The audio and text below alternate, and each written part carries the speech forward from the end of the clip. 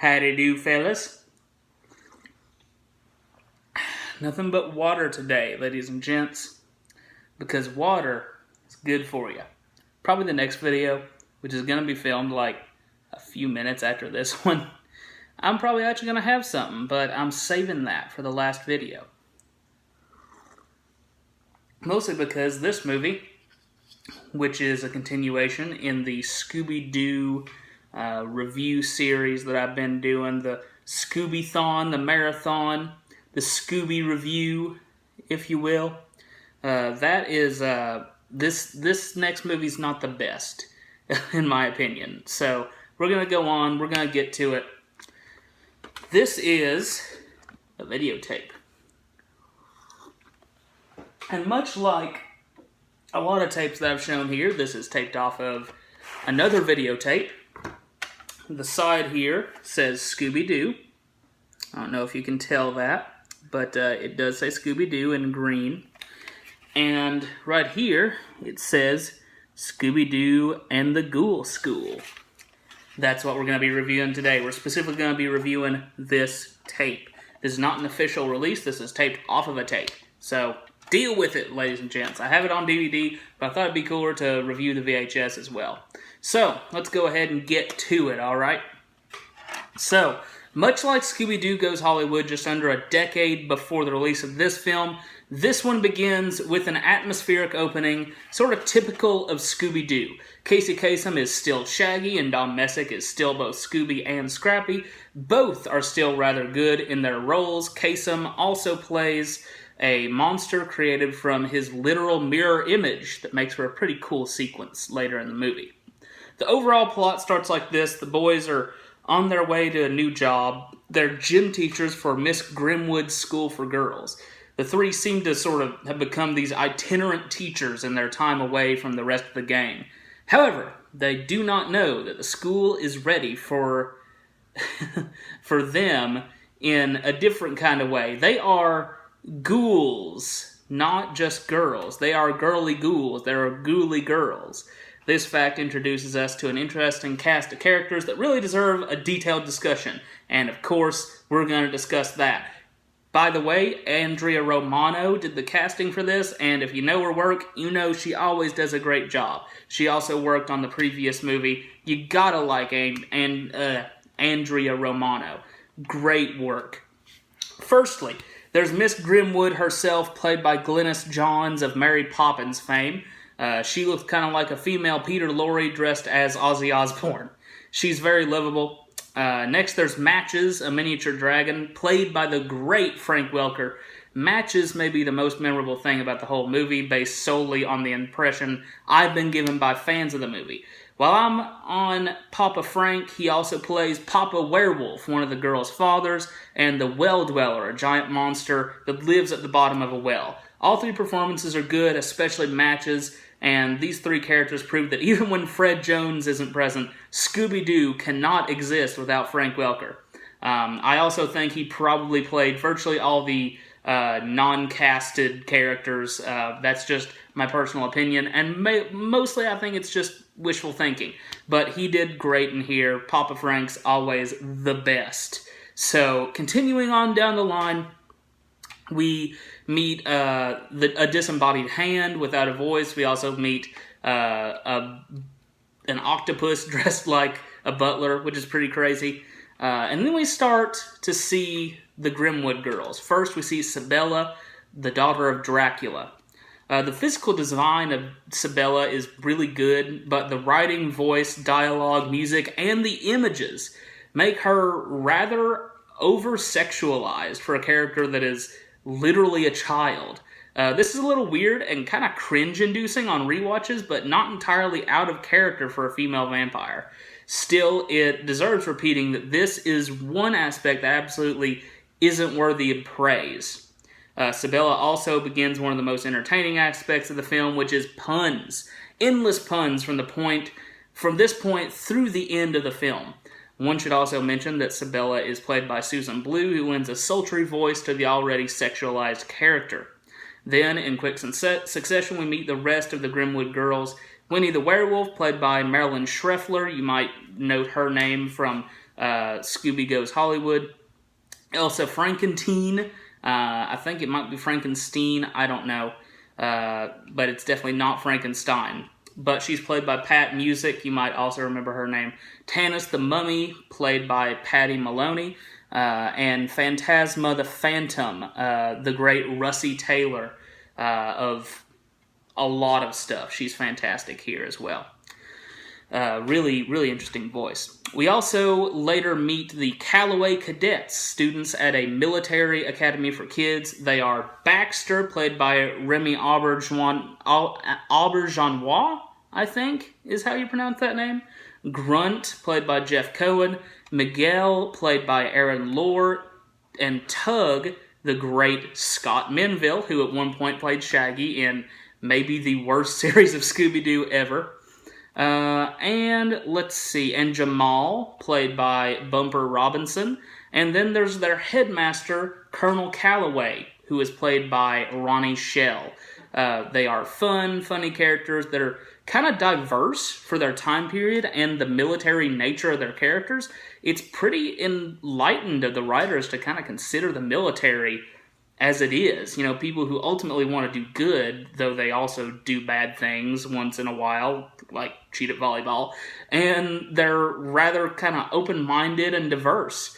But at one point, we also meet the girls' fathers. We meet Dracula and Daddy Frankenstein, or Frankenstein, played by Zale Kessler. The Mummy Daddy, played by Andrei Sochka, who also plays a major baddie called the Grim Creeper. We'll get to him later.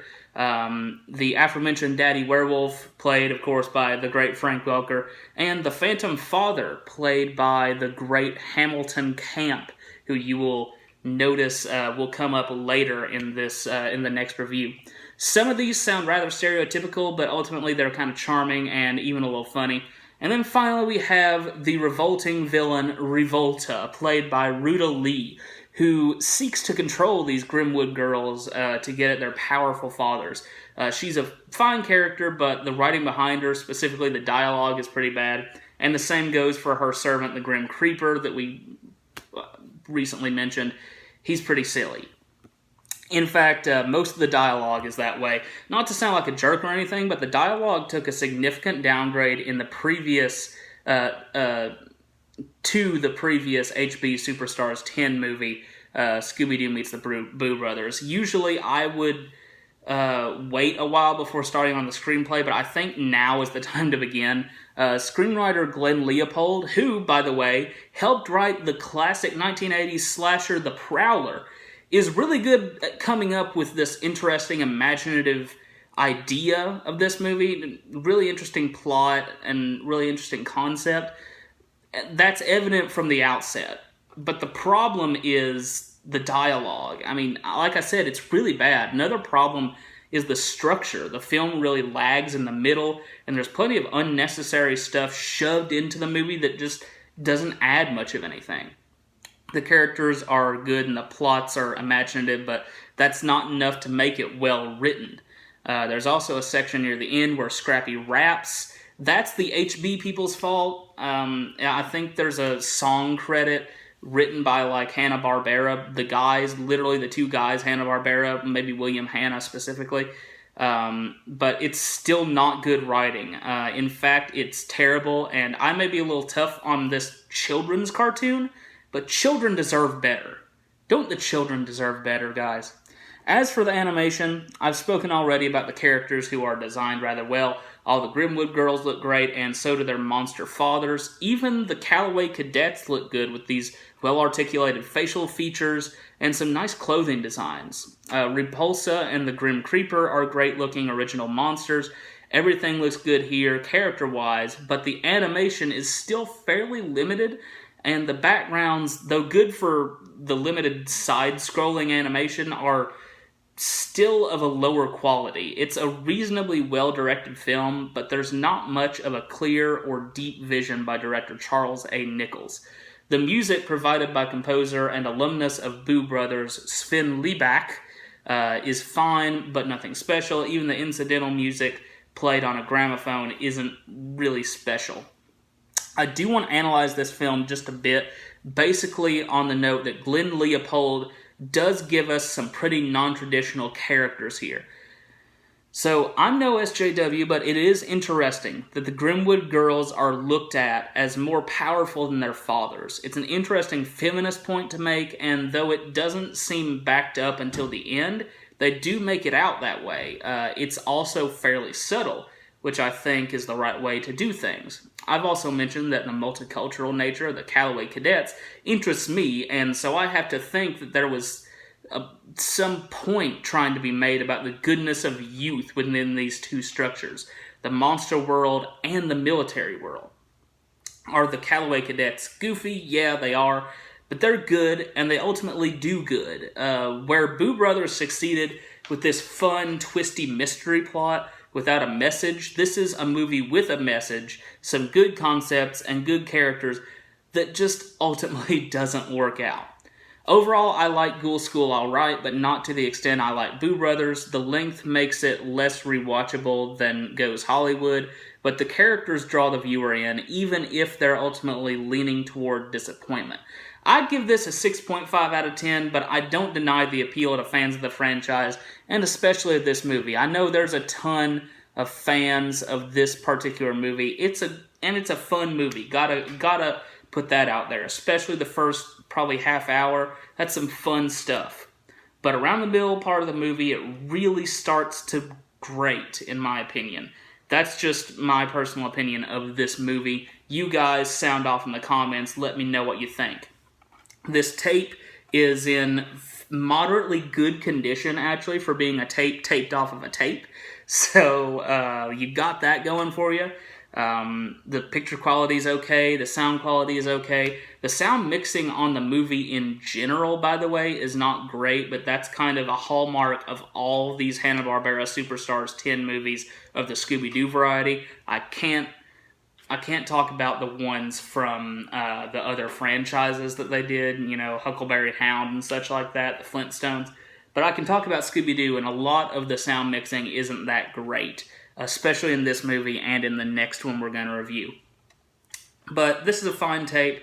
I definitely will watch this probably more often just for the nostalgia factor. So there you go. And I've got it in a TDK AQ Advanced Quality Sound and Color T182 Super Avalon Technology, 6 hours in EP mode. Full lifetime warranty. So let's cash in on that.